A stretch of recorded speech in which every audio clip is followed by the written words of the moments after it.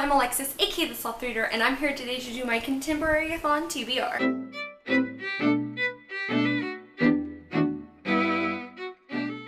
I'm so excited to be able to participate in Contemporary-A-Thon this round. I've wanted to participate since it started, and it's just never fallen during a good time for me. I've always had prior engagements, or I've been doing other readathons at the same time, so I haven't been able to do it. But this time, I purposefully made sure I was going to be able to participate, and I'm so excited. So we'll just go ahead and get straight on into my TBR. The first challenge is to read a book with orange on the cover, and for that I have Darius the Great Is Not Okay by Adib Khorram, and this one kind of has two colors on the cover. I would say both of these are kind of an orange, but this is obviously very orange.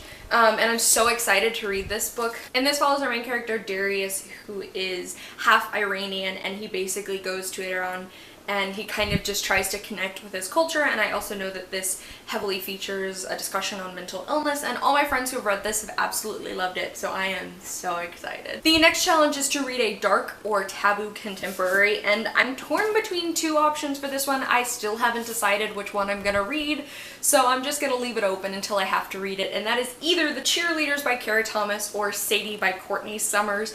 Both of these are YA thrillers. This one is about a town where cheerleaders kind of keep ending up dead, and this one is about a girl who is kind of going on a path of revenge for the death of her sister, and it also features like a podcast element. I really want to read both of these, and I think both of these would fit in very well with the dark taboo contemporary. I'm more interested in reading Sadie, but I've heard that you should read it on audiobook, and so I'm like, okay, maybe I'll save this for a read in October where I can fit it in as an audiobook, and I'll read The Cheerleaders this month.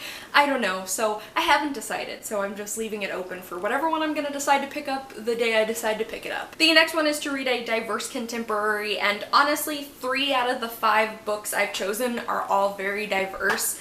Either in race or discussions of mental illness, or they feature queer characters.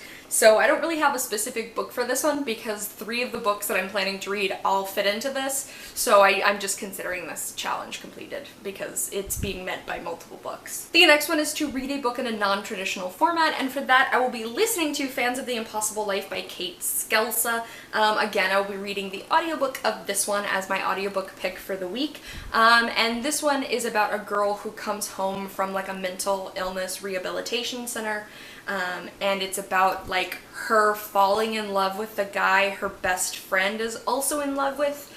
So it features queer characters, and possibly the love interest is bisexual. I'm not 100% sure how that all works together, but it's also very much about our main character's mental illness, and it's about like the issues with her family that kind of play into her mental illness and everything. And this one's been on my TBR for a very long time, so I'm very excited to pick it up. The next one is to read a book that has your initials on the cover, and for this one I will be reading Darius the Great Is Not Okay because my initials are A and R, and literally in Darius's name is an A and an R.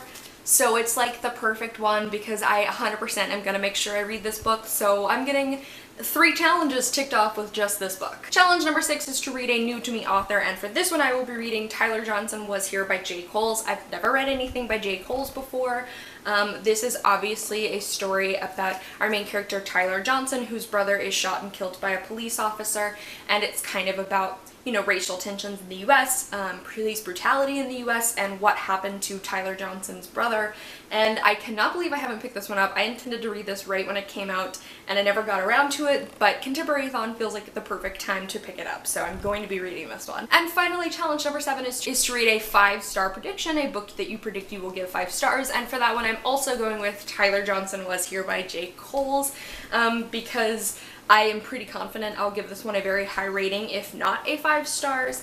All of my friends who have read this one have given it very high ratings, and I've just heard that it's incredible, and I really wanted to get to this, like I said, when it came out, and I didn't, but I will make sure Contemporary-A-Thon is the time I get to it, and hopefully I will end up giving it a 5 stars. Alrighty guys, so that was my TBR for Contemporary-A-Thon. I am so excited to read all of these books. All of them but one are 2018 releases, and they're all, like I said, pretty diverse, which is really awesome. I love to read diverse contemporaries. I love to read diverse books in general, and I'm really excited for every single book on my TBR.